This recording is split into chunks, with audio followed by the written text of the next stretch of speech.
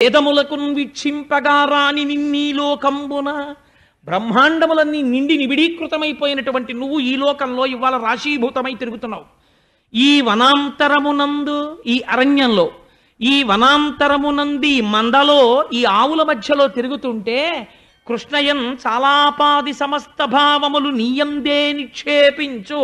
ఆడుకుంటే కృష్ణ, కొంగొస్తే కృష్ణ, దూడొస్తే కృష్ణ, వెలగ చెట్టు కనబడితే కృష్ణ, ఆవు కనపడితే కృష్ణ, అన్నం తింటే కృష్ణ, కూర్చుంటే కృష్ణ, లేస్తే కృష్ణ, ఆడుకుంటే కృష్ణ, పడుకుంటే కృష్ణ.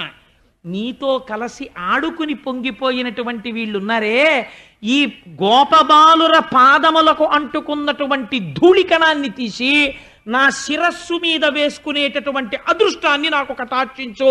నాకు ఆ బ్రహ్మపద వద్దు, తీసేయి. వాళ్ళనొక్కసారి పిలు. నీ పాదములు కాదు, నీతో తిరిగిన ఈ పిల్లల పాదాలకంటుకున్న ఒక్క ధూళికణం నా